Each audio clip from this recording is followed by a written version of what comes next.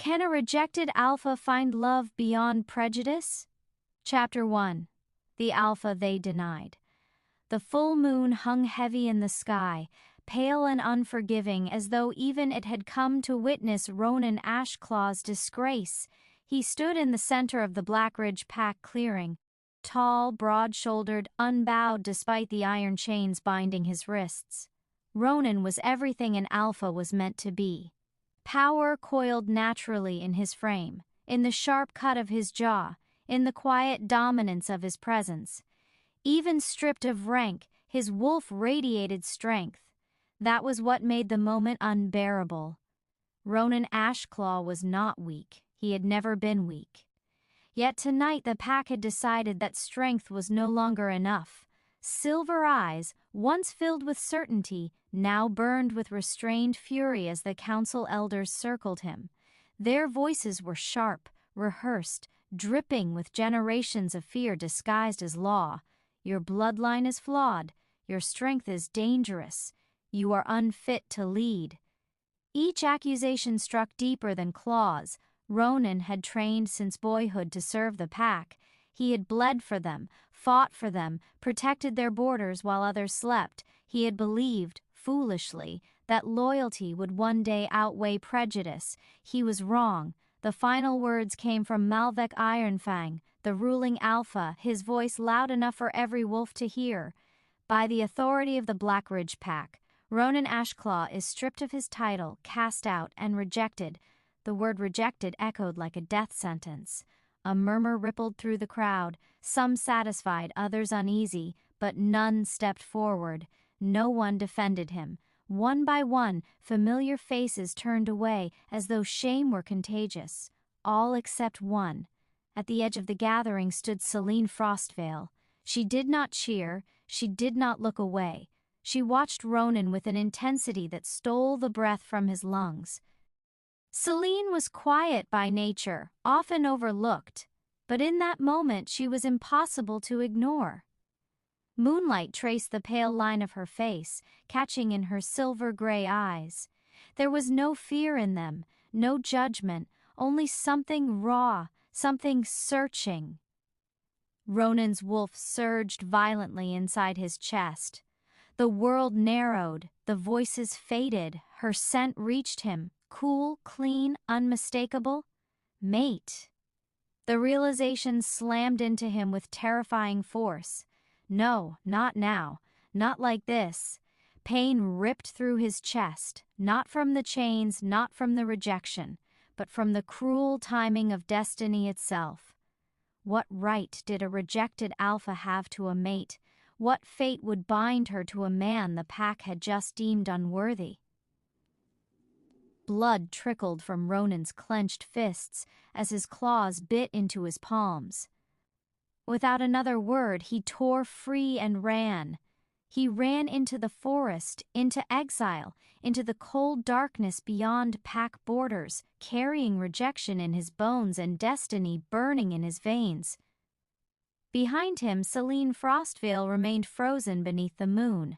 She did not yet understand what she had witnessed. She did not yet know that the alpha they cast aside would become the man who would change everything. But fate had already begun. Chapter 2. The Girl Who Didn't Turn Away. The forest swallowed Ronan Ashclaw whole. Branches tore at his skin as he ran, roots clawing at his boots, the night thick with the scent of damp earth and pine. He did not slow until his lungs burned and his legs finally betrayed him. When he fell, it was hard, his shoulder striking stone, his breath knocked free in a sharp, broken sound. The chains were gone, but their weight lingered. Ronan lay there beneath the towering trees, the full moon filtering through the canopy in pale fragments. His wolf paced inside him, restless and wounded, snarling at the injustice that had driven them from everything they had ever known. Rejected. The word was still raw, still bleeding. He forced himself upright, ignoring the pain slicing through his ribs. Alphas were not allowed to break, even exiled ones. He did not know how long he walked. only that the night deepened and the sounds of the pack faded into distant memory. By the time his strength gave out again, his vision swam and his steps faltered. He collapsed beside a narrow stream, blood darkening the fabric of his tunic. That was when he sensed her. Ronan's head snapped up, instincts flaring. His body tensed, ready for threat, but what reached him was not danger. It was her scent, cool as frost, soft as moonlight. Selene Frostveil stepped into the clearing with careful steps, as though afraid the forest itself might shatter beneath her feet. Her heart hammered painfully against her ribs, but she did not turn back. She had followed the broken trail without fully understanding why, only that something inside her refused to let the night end the way it had begun. She found him half-conscious, bloodied, and alone. For a heartbeat, fear rooted her in place. This was the rejected alpha, the man the pack had condemned, the danger they warned her against. But when Ronan lifted his head and their eyes met, fear loosened its grip. Up close, he looked nothing like the monster they had described. There was pain in his eyes, yes, but also restraint, pride, and a loneliness so profound it made Selene's chest ache. She saw the truth then, clear and undeniable. This man had not been cast out because he was weak. He had been cast out because he was feared. "I won't hurt you," she said softly, though her voice trembled. "I just want to help." Ronan should have told her to leave. Instead, his strength failed him. He swayed, the world tilting violently, and Selene rushed forward without thinking. She caught him just before he fell again, his weight heavy and warm against her slight frame. The contact sent a sharp awareness through her, electric, unsettling, undeniable. She guided him to the ground and tore strips of cloth from her cloak to bind his wounds.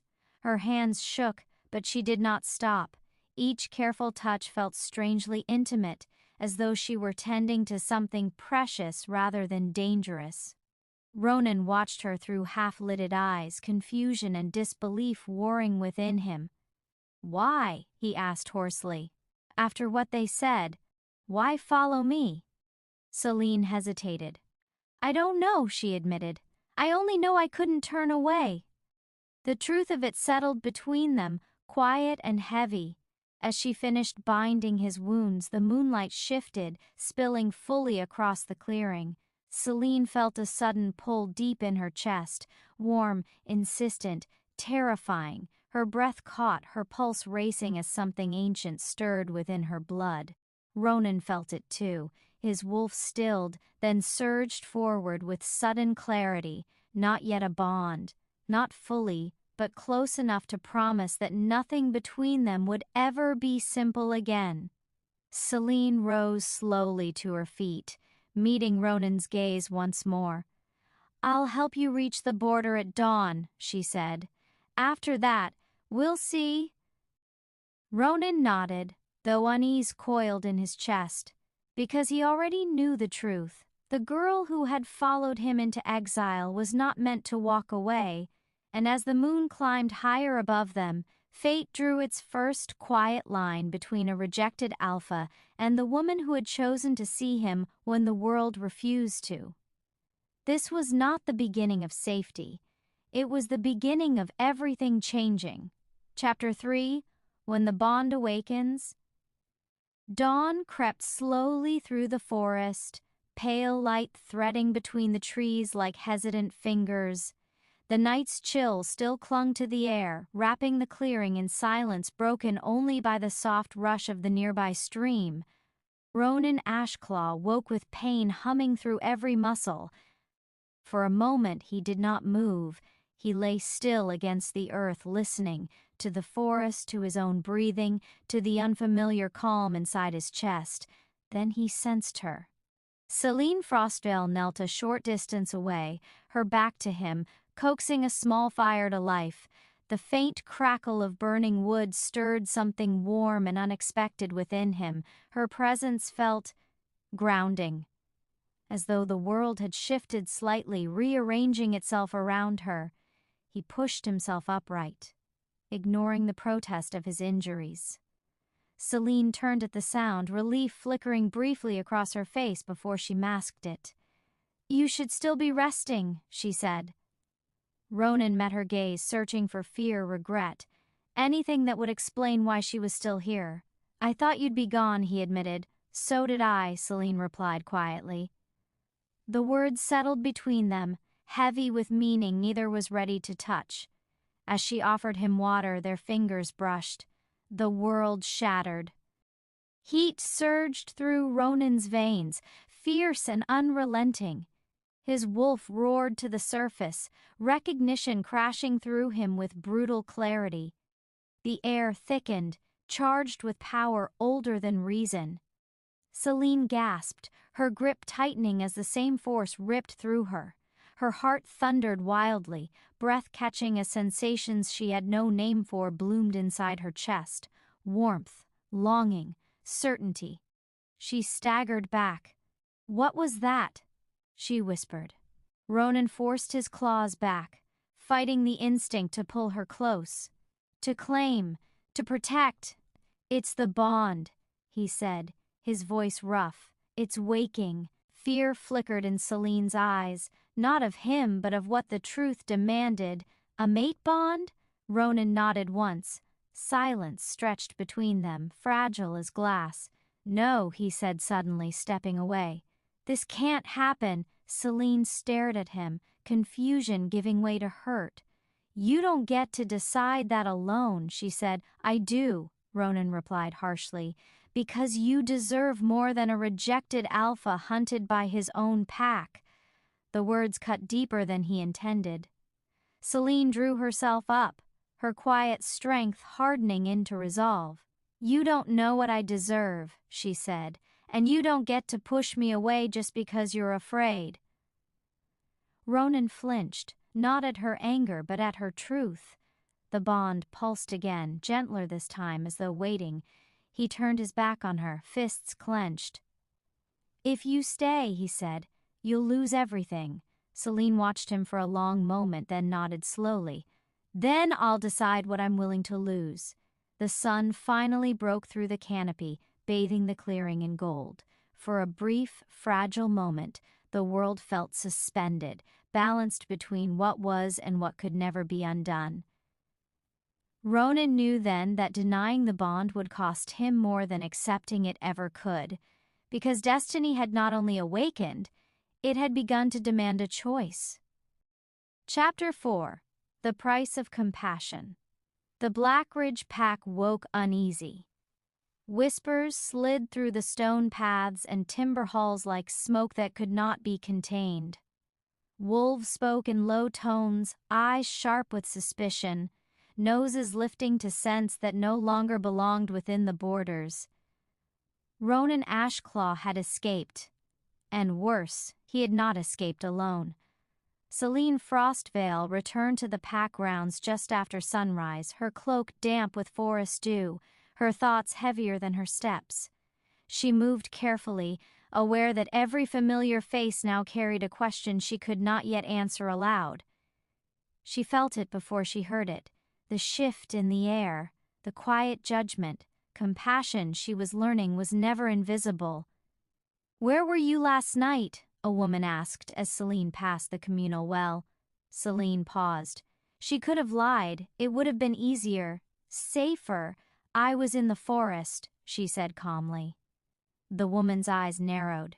The answer spread faster than Selene could walk. By midday, the summons came. Selene stood before the council circle as the elders regarded her with cool appraisal. At the center sat Malvec Ironfang, his gaze sharp and calculating, already certain of what he wished to find.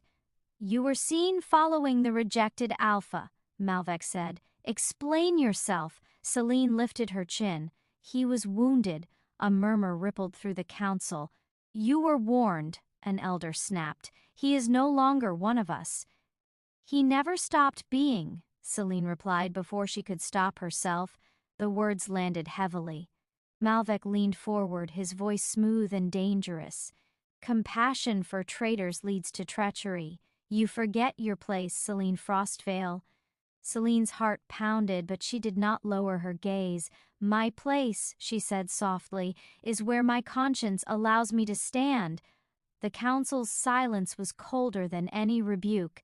You will cease all contact with Ronan Ashclaw, Malvec declared. Any further disobedience will be treated as betrayal. Selene bowed, not in submission, but in restraint. When she turned away, she felt it, the ache in her chest, the subtle pull that answered only one presence beyond the pack borders. Ronan. Far from Blackridge, Ronan stood at the edge of unfamiliar land, watching the horizon burn gold beneath a rising sun. His wounds throbbed, but the pain that mattered lay deeper. He felt her distress like a bruise against his ribs. The bond stirred, restless and unfinished. She's paying for helping me, he murmured, fists tightening. The weight of exile settled fully upon him then, not as loneliness, but as responsibility, because prejudice had drawn its first line, and compassion, he realized, always demanded a price. The question was no longer whether Selene would be punished. It was how much she would be forced to lose for choosing him.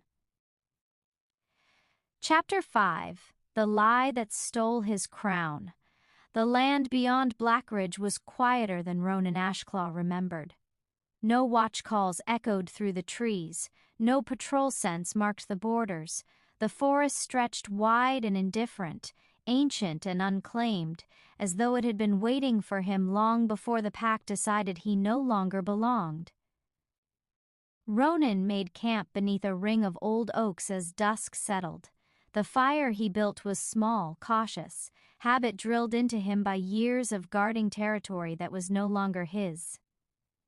As the flames danced, shadows flickered across his face, revealing the marks of exhaustion and wounds not yet healed. Yet it was not his body that ached the most. It was a memory. He stared into the fire and saw himself younger, standing proudly at his father's side, listening as elders spoke of honor, lineage, and duty. He remembered believing them, remembered thinking the pack's laws were sacred because they were neither. The truth had been whispered to him years ago, passed down like a forbidden ember by his dying mother. Our bloodline was never cursed, she had said, her hand weak in his. It was feared. Ronan closed his eyes as the memory tightened around his chest. Generations ago, an Ashclaw Alpha had challenged the council itself, had spoken against the exclusion of weaker wolves, against the quiet cruelty of selective leadership. The rebellion had failed, and when strength could not be destroyed outright, it was rewritten. A lie had been born. The Ashclaw bloodline was labeled unstable, dangerous, unfit to rule. By the time Ronan was born, the lie had hardened into law. He had lived his entire life under its shadow, pushing himself harder, fighting longer, proving again and again that he was worthy, never realizing the judgment had already been passed long before his first shift. The fire cracked sharply. Ronan opened his eyes and felt it. Selene, not her presence, not yet, but the echo of her emotion, confusion, resolve. A flicker of fear held tightly in check. The unfinished bond pulsed faintly, like a heartbeat heard through stone. He rose abruptly, pacing the edge of the clearing.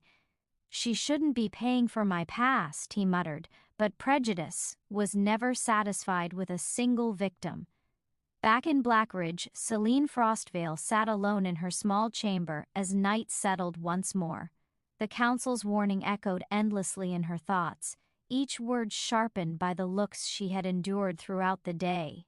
Disloyal, naive, dangerous. She pressed a hand to her chest, startled by the warmth that bloomed beneath her palm. It responded to her touch, steady and alive. Ronan. The realization both comforted and terrified her.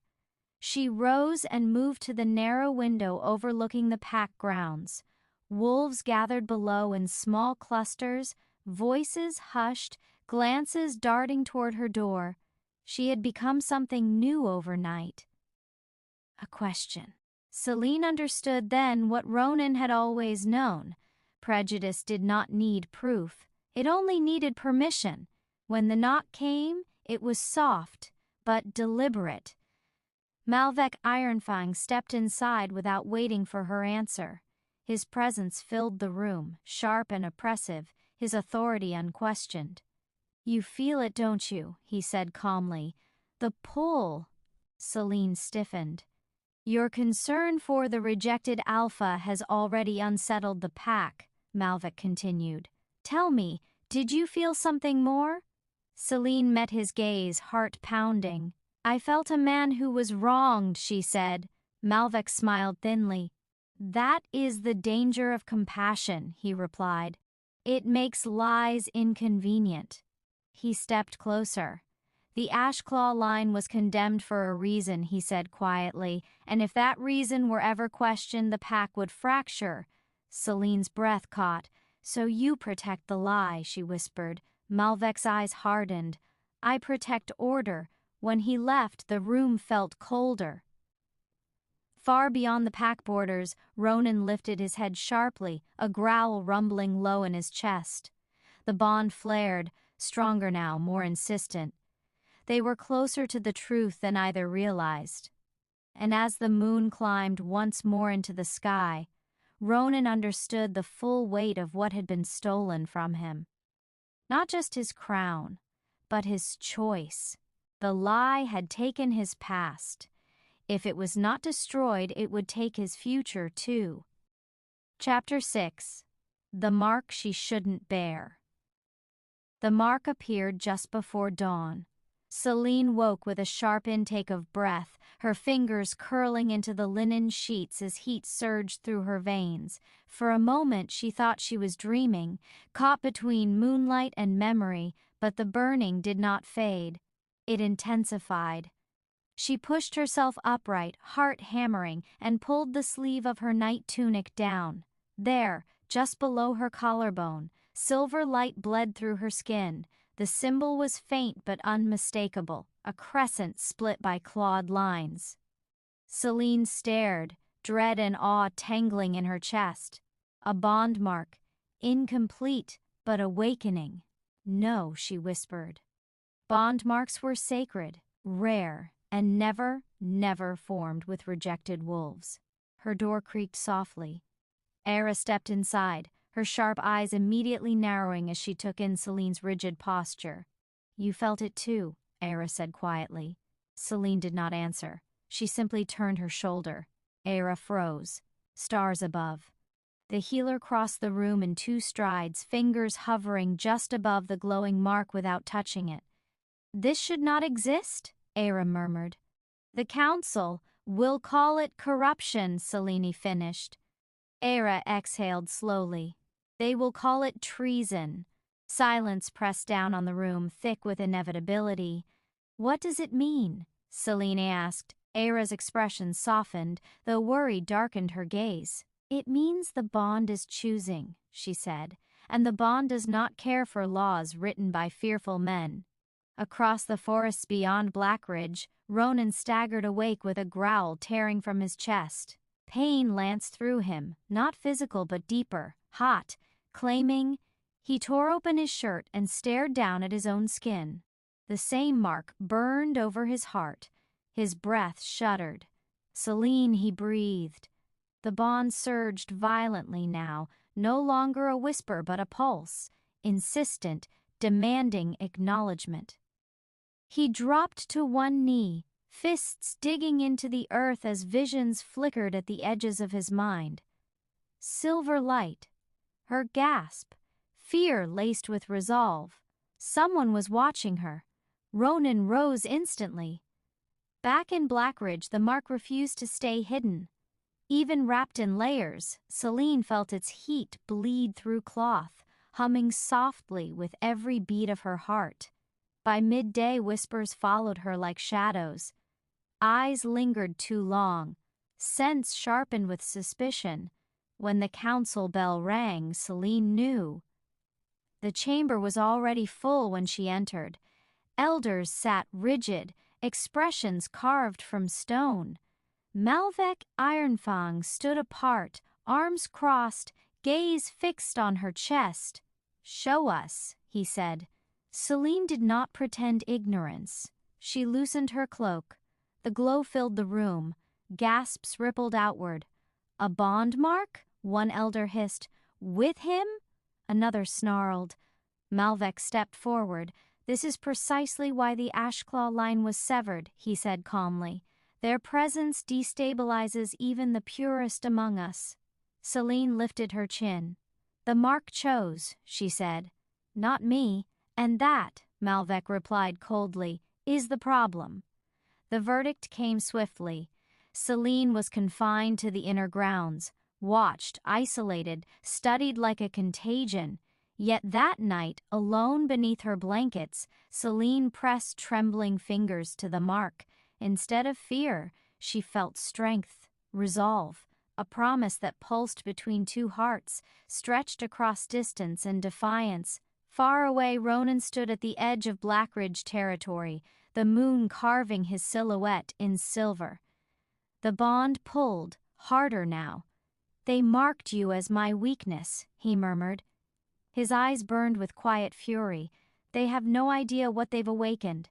The mark was not a curse, it was a declaration, and neither of them would be allowed to forget it." Chapter 7. Bound without permission. The bond no longer whispered. It pulled. Selene felt it the moment she stepped into the moonlit corridor that night. A steady, insistent draw beneath her ribs, like an unseen hand guiding her forward. Every rule she had ever learned warned her to resist it. She did not. Wrapped in a dark cloak, she slipped past the inner guards while the pack slept, heart pounding louder than her footsteps. The mark beneath her collarbone burned brighter with every step she took toward the eastern boundary, toward him. Beyond the border stones, Ronan Ashclaw waited. He had crossed into Blackridge territory without permission, an act punishable by death. But the bond had left him no choice. The forest hummed with warning scents, but he stood unmoving beneath a silver wash of moonlight, every instinct fixed on one truth. She was coming. When Selene emerged from the trees, their gazes locked instantly. The world narrowed. For a heartbeat, neither spoke. The bond surged between them, raw and unfiltered, carrying emotion faster than words ever could. Relief, aching recognition. Ronan broke the silence first. "You shouldn't be here," he said hoarsely. Selene took another step closer. "Neither should you." The space between them felt charged, alive. Ronan clenched his fists at his sides, fighting the instinct to pull her into his arms and complete what fate had begun. "They're watching you," he said. "They'll punish you for this." "They already are," Selene replied quietly. "And they will whether I stand still or not." She stopped an arm's length away. The bond flared violently. Selene gasped as images flooded her mind. Ronan standing before the council, stripped of his rank, the lie spoken aloud as truth. Ronan staggered as her memories answered in return, her confinement, Malvec's cold gaze, the weight of isolation pressing in from all sides. "This isn't just desire," Selene whispered. "It's truth." Ronan's jaw tightened. "Truth gets people killed," he said. She reached out then, fingers brushing his wrist. The mark ignited. Silver light burst between them, spiraling upward like a living flame. The forest seemed to hold its breath. Ronan sucked in a sharp breath, muscles locking as the bond locked deeper, still incomplete, still restrained, but undeniably real. He pulled his hand back abruptly. "No," he said fiercely. "If we finish this now, they'll use it to destroy you." Selene's eyes shimmered. "So you'll reject me?" The word cut deeper than claws ever could. Ronan stepped away, pain etched into every line of his body. I will not let them claim you as my weakness. Before Selene could answer, a twig snapped. Ronan's head snapped up. They followed you. From the shadows emerged 3 figures, pack sentinels, blades drawn, eyes sharp with accusation. Selene Frostveil, one called. Step away from the traitor. Ronan moved instantly, placing himself between them. She came of her own will, he growled. And you crossed our border, the sentinel replied. That makes you prey. The tension was unbearable. Selene stepped forward instead. No, she said clearly, that makes him chosen. The sentinels hesitated. Silver light flickered once more beneath Selene's skin. Ronan stared at her in shock.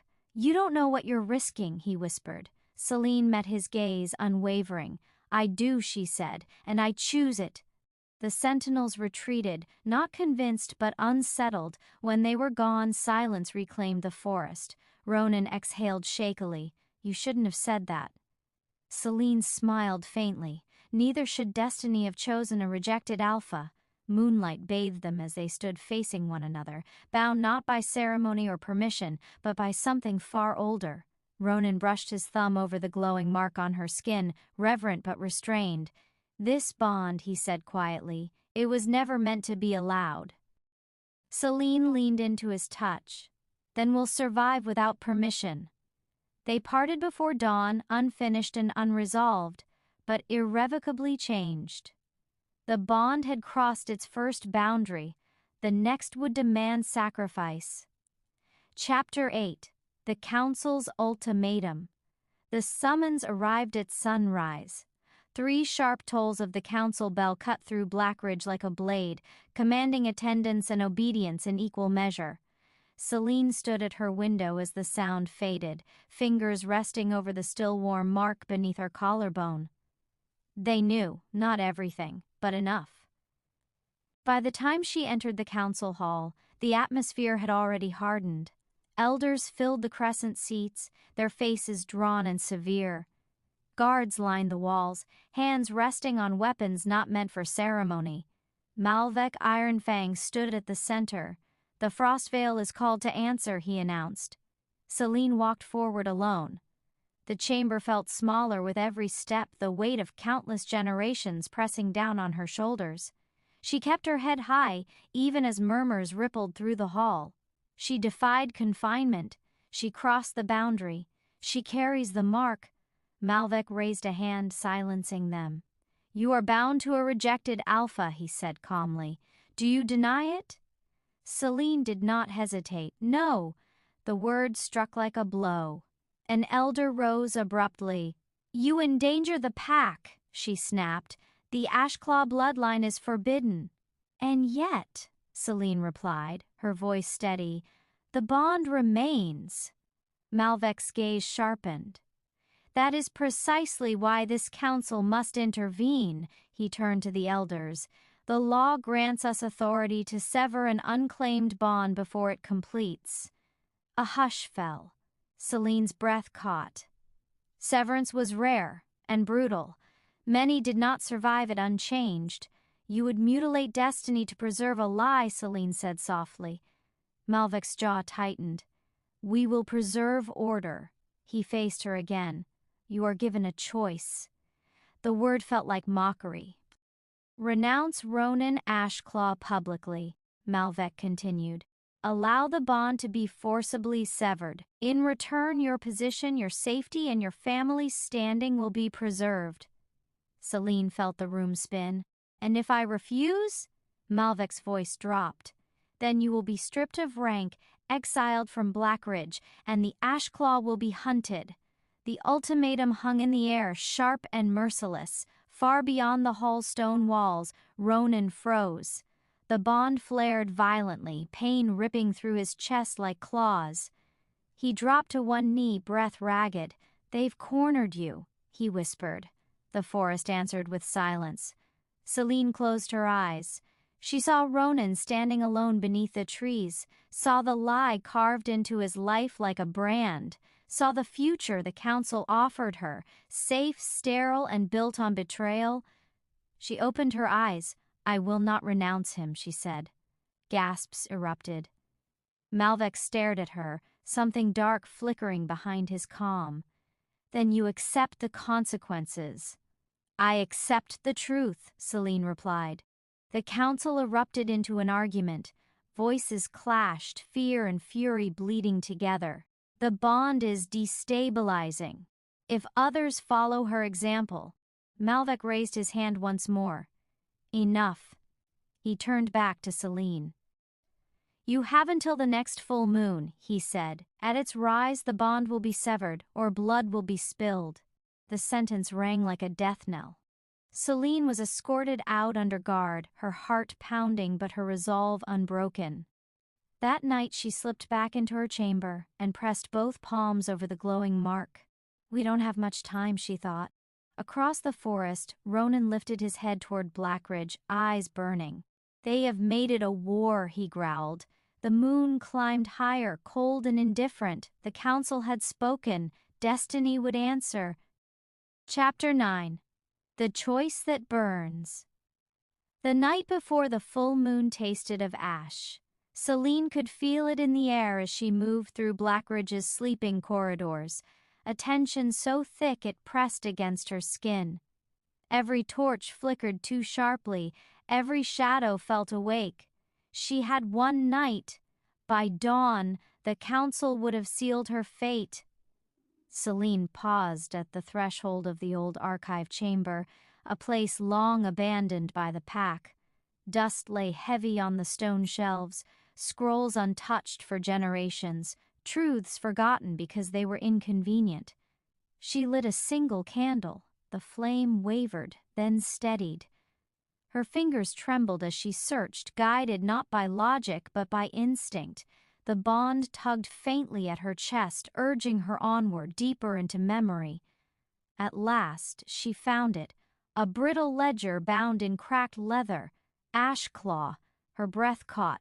The pages told a different story than the council had taught, of an alpha who had united fractured clans, who had challenged the elders not for power but for mercy, of a bloodline condemned not for instability but for defiance.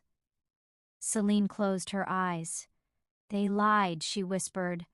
Far beyond the borders, Ronan felt the shift the moment she touched the truth. The bond surged hot and fierce, flooding his senses with her resolve.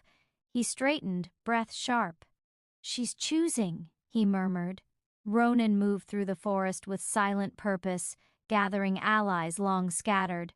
Wolves who had once followed him, who had questioned the council's version of history. One by one, they answered his call, because lies could rule only while unchallenged. Back in Blackridge, Selene returned the ledger to its place. As dawn began to bleed pale light into the sky, the mark on her chest burned brighter than ever. When the council bell rang again, she did not flinch. She entered the hall carrying no weapon, only truth. Malvek Ironfang studied her closely. "You have reconsidered," he said. "Yes," Selene replied. Relief flickered across a few faces. "I have chosen," she continued. The room stilled. "I will not allow the bond to be severed," Selene said clearly. "And I will not renounce Ronan Ashclaw." Murmurs exploded. Malvek's expression hardened. "You condemn yourself." "No," Selene said softly. "I condemn the lie." She turned, addressing the elders. "The Ashclaw bloodline was erased because it threatened your control," she said. "Not because it was dangerous, but because it was just..." Silence followed, heavy and stunned. Malvek stepped forward. "You speak of treason. I speak from memory," Selene answered. The bond flared violently. From the far doors of the chamber came a low, unmistakable growl. Ronan Ashclaw stepped into the hall. Guards surged forward, but hesitated as wolves emerged behind him, eyes burning with loyalty. Ronan met Selene's gaze across the chamber. "I stand with her," he said, "and I claim the truth you buried." Malvek's calm finally cracked. "This is your last chance," he warned. "Leave now and the pack may yet survive." Ronan smiled grimly. "So will we." The hall trembled as power gathered, ancient, awakened, and unforgiving. Selene stepped to Ronan's side. Together they faced the council. The choice burned, but it lit the path forward. Chapter 10. Blood Under the Full Moon. The full moon rose like a verdict. Its light spilled over Blackridge, pale and merciless, illuminating every stone, every hidden path, every secret long buried beneath tradition. Wolves gathered across the grounds, drawn by instinct and unrest, their murmurs rippling like distant thunder. Tonight, there would be no silence. Selene stood at the edge of the inner circle, the bond mark blazing openly now, no longer hidden beneath cloth or fear. The silver glow traced her skin like living fire, responding to the moon's pull. Beside her, Ronan Ashclaw stood unbowed.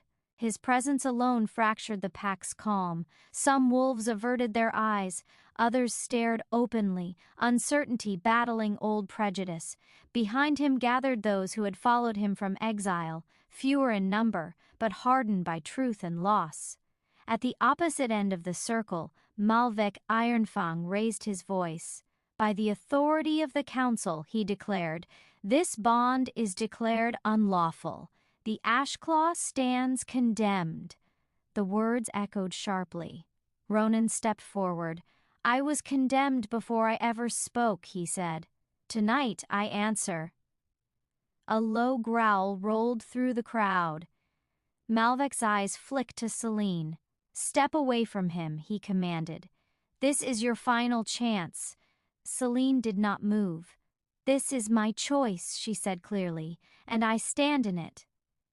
The moonlight flared. The bond surged violently, no longer restrained, no longer patient. Power rippled outward, ancient and undeniable, rattling stone and bone alike. Several elders staggered. "This is madness!" One cried. "No," Selene replied softly. "This is destiny denied for too long." Malvek's calm shattered. "Seize them!" Steel flashed. The first blow came without warning. A sentinel lunged for Ronan, blade raised. Ronan shifted mid-stride, bones cracking as fur burst forth, his wolf answering the call of blood and moon. He struck with controlled fury, knocking the attacker aside. The circle erupted. Wolves shifted in rapid succession, snarls and howls tearing through the night. Claws met steel, loyalty clashed with fear. Selene stood frozen for a heartbeat. Then the bond flared and instinct surged. She raised her hands. Silver light exploded outward, a shockwave that sent combatants staggering back.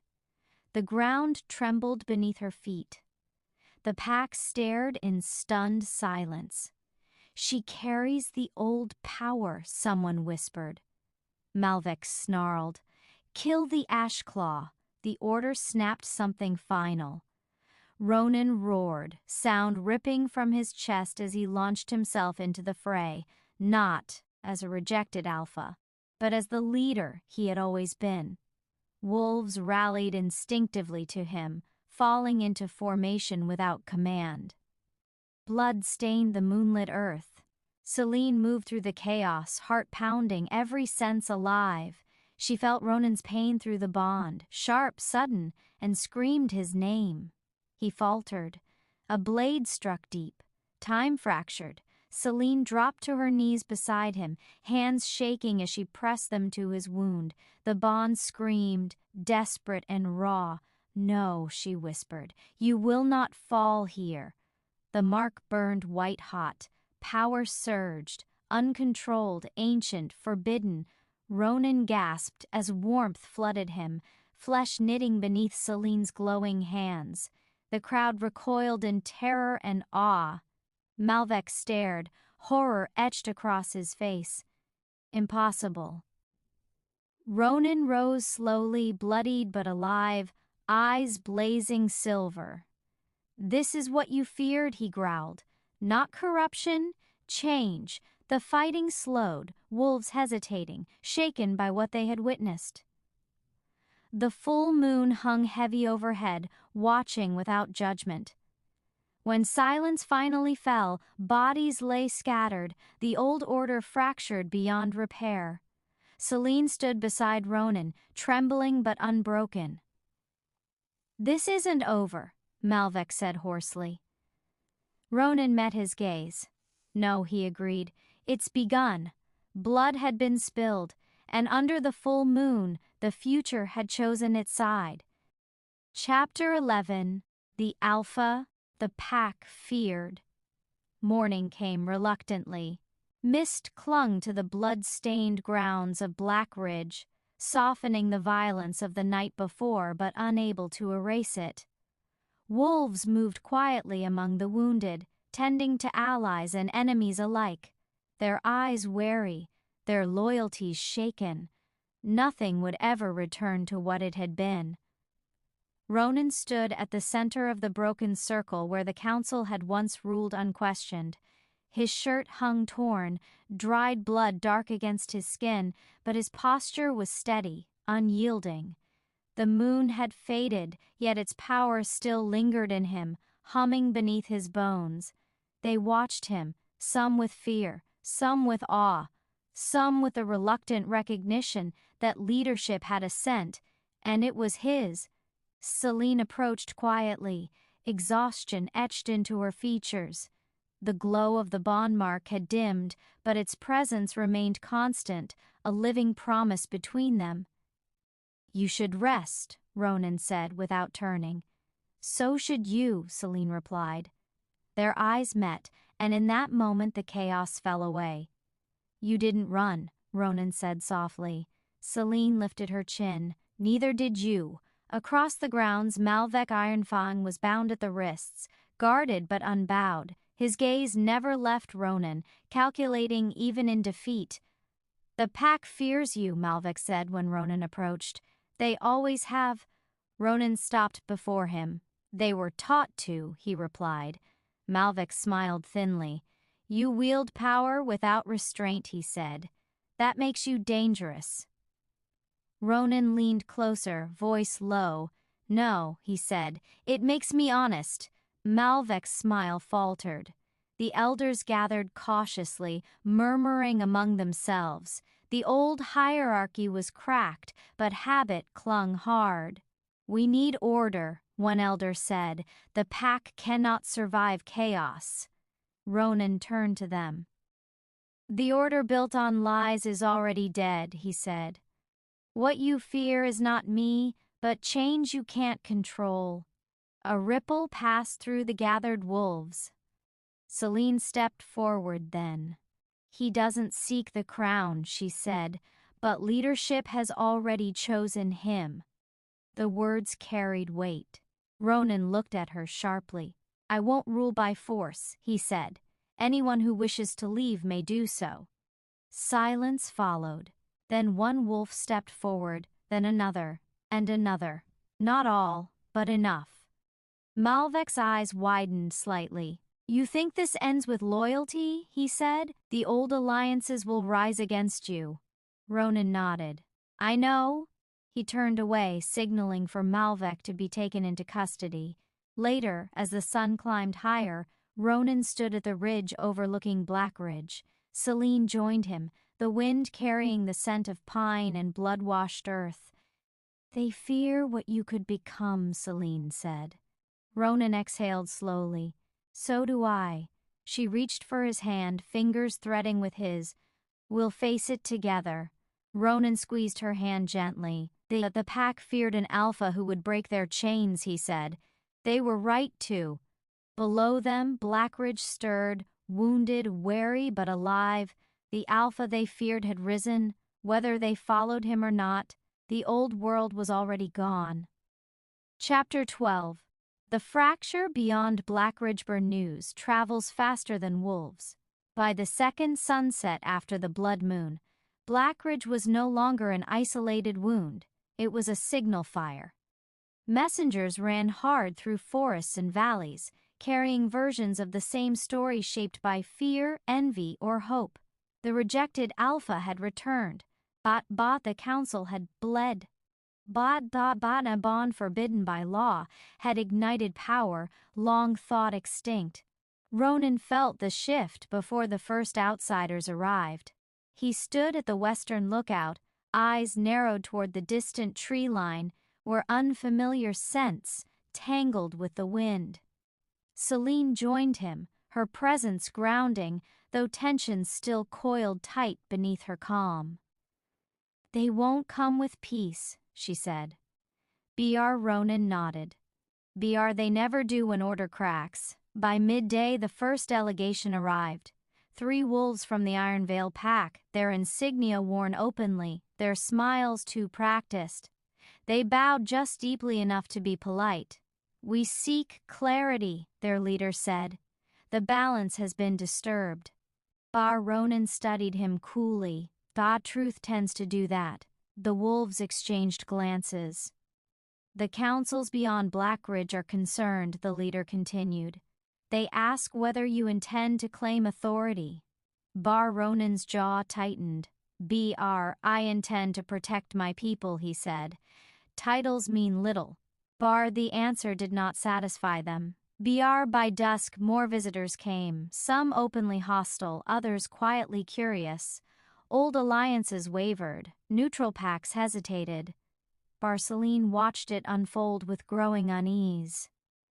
"They're afraid the lie will unravel everywhere," she said. Yes," Ronan replied, "and fear spreads faster than truth." That night, Malvek Ironfang escaped. The alarm rang too late. By the time guards reached his cell, only broken restraints and bloodied stone remained. A single message was carved into the wall. "You cannot cage tradition." Selene felt the bond tighten painfully. "He'll rally them," she said. Ronan's expression darkened. "He already is." Before dawn, a scout returned breathless. "Malvik rides east," she reported. "Toward the High Council." Silence fell. The High Council, the authority above all packs, the keepers of the old laws. "If he reaches them first," Selene began. "They'll declare us heretics," Ronan finished. The decision formed between them without words. "We go after him," Selene said. Ronan shook his head. "If I leave Blackridge now, they'll call it conquest." Selene met his gaze. "Then let me go." Ronan stiffened. "No. The truth listens to me too," she said quietly, "and Malvek won't expect it." The bond pulsed, uneasy, resolute. At first light, Selene departed with a small escort, her cloak pulled tight against the chill. Ronan watched from the ridge, every instinct screaming to follow. "Come back," he whispered. Miles away, beyond Blackridge's borders, alliances shifted and old enemies sharpened their claws. The fracture had spread. What began as defiance had become a reckoning. And the world beyond Blackridge was already choosing sides. Chapter 13. The Road of Silent Oaths. The road east was older than memory. It cut through forests untouched by pack law, across ravines where the wind carried no allegiance, and into lands where names meant less than actions. Selene rode at the center of her small escort, cloak drawn tight, senses sharpened by distance and danger. Each mile pulled against the bond, not painfully, but persistently, like a held breath that refused release. She could feel Ronan even now, the steadiness of his resolve, the quiet violence of restraint. It anchored her when doubt crept close. At dusk, they made camp near a stream veiled by tall reeds. No fires were lit, no songs sung. This road demanded silence. As Selene stood watch, memories surfaced unbidden, her childhood lessons, the reverence once given to the High Council. She had believed them impartial, incorruptible. Now she wondered how many truths lay buried beneath ritual. A twig snapped. Selene turned instantly, hand moving to the dagger at her side. From the shadows emerged a lone wolf, unshifted, palms raised, eyes sharp but calm. "I come without claws," he said. The escort tensed. Selene studied him carefully. "Names first," she said. "Kyle of the Border Clans," he replied. "I carry messages others are afraid to speak." He knelt, not in submission but respect. "Malvek Ironfang rides ahead of you," Kyle said, "and he does not ride alone." Selene felt the weight of it settle in her chest. "How many?" she asked. "Enough to turn councils," Kyle replied. "He offers them fear, and fear listens." Selene closed her eyes briefly. "Why warn me?" Kyle met her gaze steadily. "Because long ago the Ashclaw saved my people when no law would," he said. "Some debts are paid in silence." He rose and stepped back into the dark without waiting for thanks. That night, Selene dreamed of oaths spoken without witnesses, wolves standing alone beneath moonlight, choosing truth without promise of reward. When dawn came, resolve replaced uncertainty. She sent half her escort back with messages for Ronan, coded, careful, urgent. The rest pressed on. By the third night, the spires of the High Council's domain pierced the horizon, cold and immovable.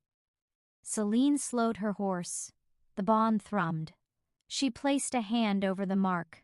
"I'm here," she whispered, not to Ronan, but to the truth waiting ahead. The road fell silent behind her. Every oath she carried was unspoken, but each one bound her more tightly to the future she could no longer avoid. Chapter 14. The Council That Remembers. The High Council did not rise from the land. It was carved into it. Black stone towers clawed upward from the mountainside, ancient and unyielding, their surfaces etched with sigils older than any living pack. The air itself felt heavier here, thick with memory and judgment. Selene dismounted at the outer gates as tradition demanded. Her escort halted behind her, eyes wary, hands never straying far from their weapons. She stepped forward alone. The gates opened without a sound. Inside, the council chamber spread wide and circular, its ceiling lost in shadow. 12 seats formed a ring of authority, each occupied by a figure draped in silver and ash. These were not merely elders, they were witnesses to history. At the far end stood Malvek Ironfang, clean, composed, untouched by the chaos he had unleashed. His gaze flicked briefly to Selene before returning to the council. "She carries the corruption," he was saying calmly. "The Ashclaw bond has resurfaced." Selene walked forward, her footsteps echoing like a challenge. "She carries the truth," she corrected. The council turned as one. One elder leaned forward, eyes pale and penetrating. "State your name," she commanded. "Selene Frostveil of Blackridge." "And your charge?" Selene lifted her chin. "I challenge a lie written into law." A murmur rippled through the chamber. Malvek smiled faintly. "She admits treason." Selene did not look at him. "The Ashclaw bloodline was condemned for defiance, not danger," she said. "Your records prove it." The council still. "You speak boldly for one so young," an elder said. "I speak carefully," Selene replied, "because this council remembers what others pretend to forget." Silence followed. Then, movement. An elder rose slowly, staff striking stone. "The Ashclaw Alpha you condemned united 5 clans," he said. "He opposed us when we refused to change." Malvek stiffened. "That history is irrelevant," he snapped. "No," the elder replied calmly. "It is inconvenient." Eyes turned back to Selene. "You carry a bond mark," another counselor said. "Do you know its cost?" Selene pressed a hand to her chest. "Yes, would you pay it?" She met their gaze. "I already am." The chamber vibrated faintly, ancient magic stirring. Malvek took a step back. "This council will fracture if you indulge this," he warned. The first elder raised her staff. or it may finally heal. A low hum filled the room as the council conferred, not aloud, but through something older and deeper. At last the eldest spoke. "The bond will not be severed," she declared. "Not yet." Malvec's eyes widened. "This defies precedent. Precedent has ruled too long," the elder said sharply. She turned to Selene. "You have invoked memory," she said. "Now you must survive its weight." Guards stepped forward, not to seize Selene but to escort her deeper into the council's domain. Malvec watched, fury barely masked. As Selene was led away, the bond pulsed warmly for the first time in days. Far away, Ronan lifted his head, sensing the shift. The council remembered, and memory, once awakened, could no longer be silenced. Chapter 15. The Trial of What Cannot Be Undone. The trial began without ceremony. Selene was brought before the inner sanctum at dawn, where the High Council reserved its most difficult judgments, those that could not be softened by compromise or delayed by ritual. The chamber was smaller than the grand hall, its walls etched with runes that glowed faintly, responding to truth spoken aloud. She stood alone at the center, no advocates, no weapons, no bondmate at her side, only choice. The eldest counselor rose first. "You have awakened a legacy we once buried," she said. "Tell us why you believe it should endure." Selene inhaled slowly. "Because what was buried still breathes," she replied. "And because silence has cost us more lives than truth ever has." A ripple of unease moved through the council. Another counselor stepped forward, eyes sharp. "You bound yourself to a bloodline condemned by law," he said. "Do you deny the danger?" Selene shook her head. "No," she said. "I deny the lie." The runes brightened.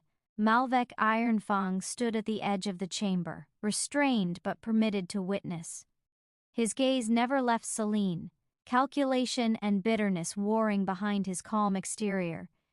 "You would fracture the pacts," he said sharply. "For sentiment." Selene turned to him at last.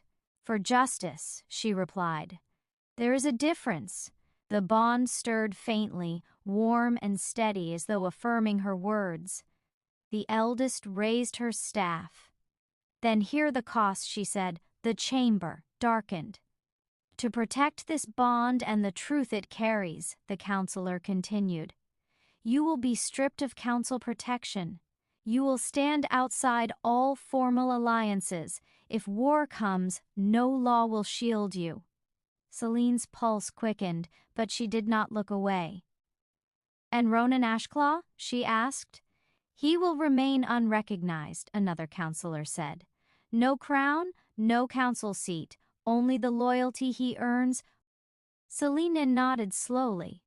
That was always his way. Malvec laughed under his breath. "You condemn them both," he said. The eldest met his gaze coldly. "No," she said. "We test what cannot be undone." She turned back to Selene. "Do you still stand by your choice?" Selene pressed her hand over the bond mark. "Yes." The runes flared brilliant silver.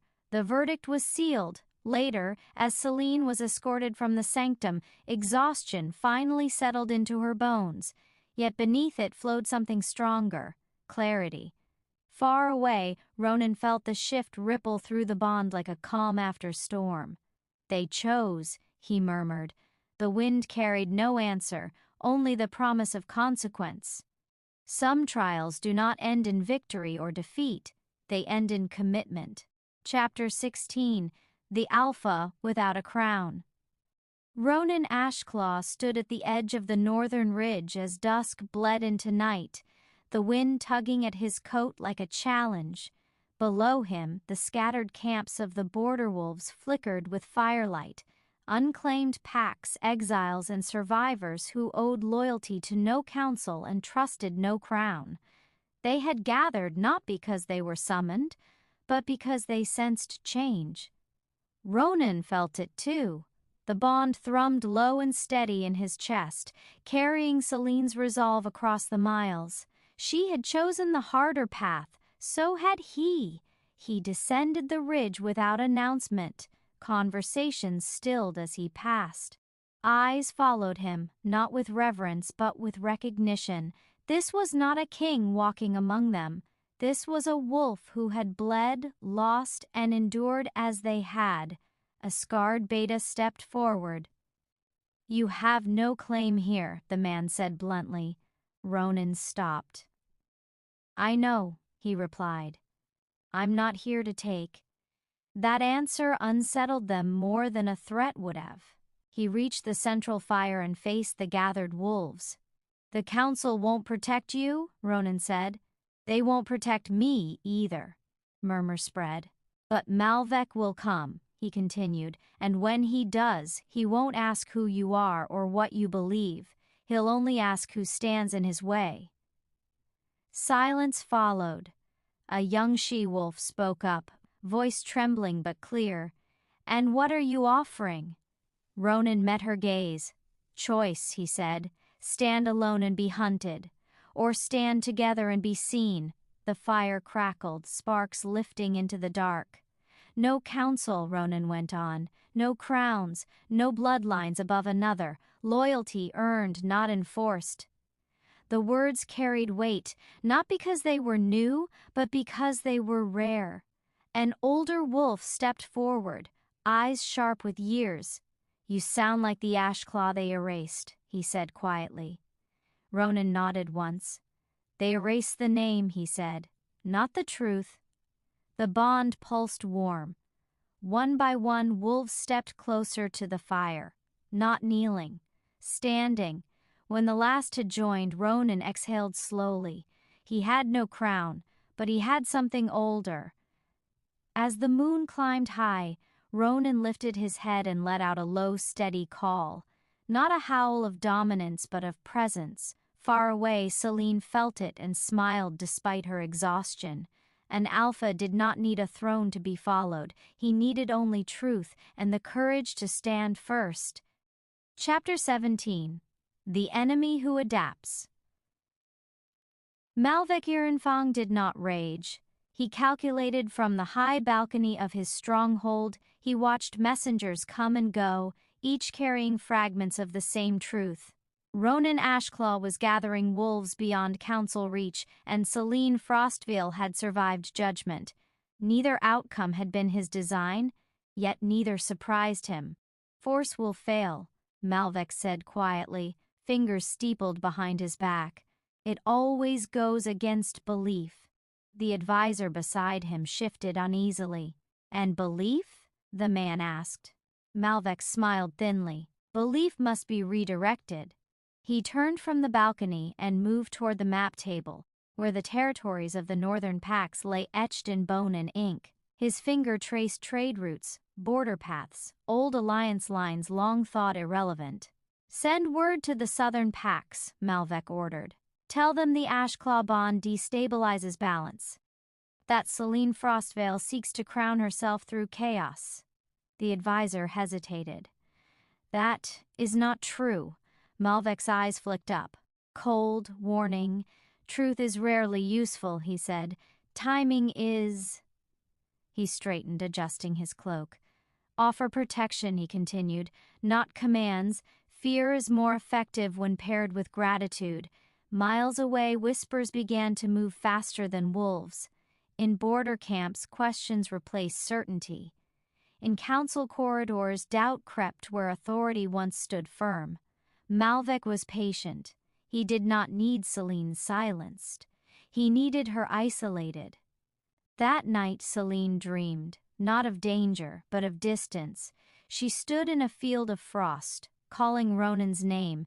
The bond stretched thin like a silver thread pulled too far. When she woke, her chest ached with the echo of it. Ronan felt it too. He paused mid-stride among his gathered wolves, jaw tightening. "He's moving," Ronan said. The scarred beta nodded grimly. "Not toward us," he replied. "Around us."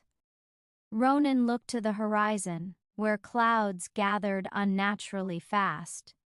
"Then we don't wait," Ronan said. "We adapt faster." The wind shifted, carrying the scent of storm. The most dangerous enemy was not the one who attacked first. It was the one who learned. Chapter 18. When distance becomes a weapon.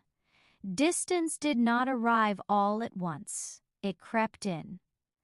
Through delayed messengers, through unanswered questions, through glances that lingered a moment too long before turning away.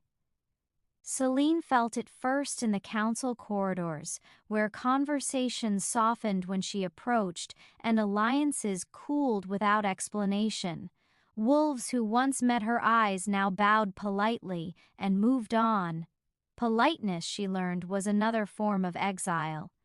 She stood one evening at the high window of her chamber, watching fog swallow the lower courtyards. The bond within her pulsed, steady but stretched, like a heartbeat heard through stone. "He's making us distant," she whispered. No answer came, only the certainty that Ronan felt it too. Far north, Ronan stood among his gathered wolves as tension gnawed at unity. Supplies arrived late. Border scouts returned with conflicting reports. Rumors moved faster than truth. "They say you're using her," one wolf muttered near the fire, "that the bond is your leverage." Ronan turned slowly. "Who says that?" The wolf hesitated. "Everyone," he answered. Ronan said nothing, but the silence hardened the night. Later, alone, Ronan pressed his fist against his chest, grounding himself in the bond's steady warmth. "She knows me," he said into the dark. That must be enough. Yet doubt had a voice, and it was learning to speak. Selene's summons came at dawn. The council requested her presence, not for judgment, but for consultation, strategy, influence. Malvek watched from the shadows as Selene entered the chamber. "Your bond has consequences," an elder said carefully. "You must decide where your loyalty lies." Selene's spine straightened. "I already have." "Then prove it," Malvek said smoothly. "Remain here. Let the Ashclaw forces disperse." The bond flared sharp, painful. Selene exhaled slowly. "You mistake distance for obedience," she said. "They are not the same." The council exchanged glances. That night, Selene stood beneath the open sky and reached, not with words but with will. Ronan felt it like a hand finding his in the dark, not closeness, connection. And in that fragile, defiant link, both understood the truth. Distance could be used as a weapon, but only if love forgot how to reach. Chapter 19. The choice that breaks the board. The board was never meant to be broken. It was designed for careful moves, alliances nudged, territories traded, truth bent just enough to keep the game alive. The council thrived on balance, and Malvek mastered it, until Selene refused to play. The summons came at midday, sealed with the full crest of the High Council. Not a request, a command. Selene arrived alone. The chamber was crowded. Elders, emissaries, and observers from packs that had never before been granted a seat. Malvek stood among them, calm as stone. "The time has come," the eldest counselor announced, "to resolve the Ashclaw matter." Selene felt the bond tighten, not in fear but in warning. Malvek stepped forward.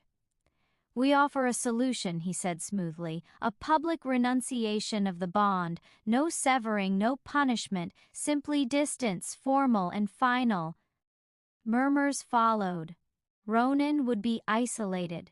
His coalition would fracture, bloodless, efficient. Selene closed her eyes for one steady breath. Then she spoke. "No." The word landed like a fracture in stone. Gasps echoed. "You misunderstand," Malvek said softly. "This preserves peace. It preserves your control," Selene replied.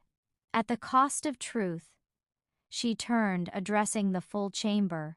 You fear war, she said. So do I. But peace built on silence rots, and rot spreads. The bond flared, bright, undeniable.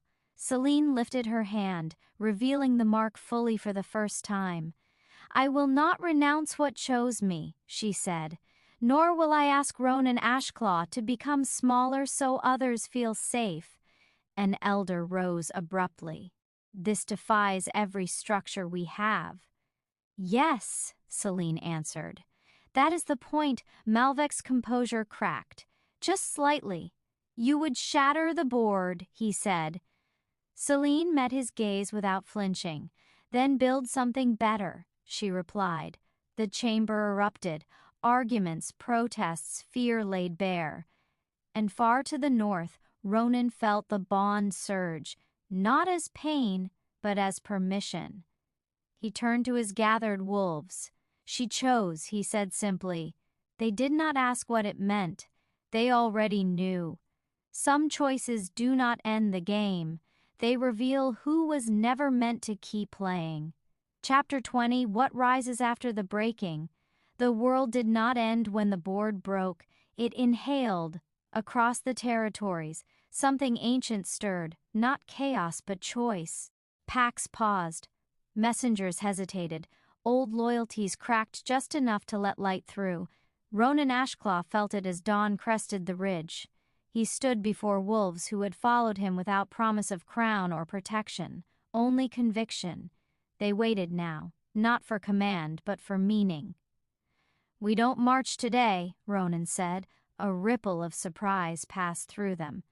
We stand, he continued. We protect those who choose truth over fear.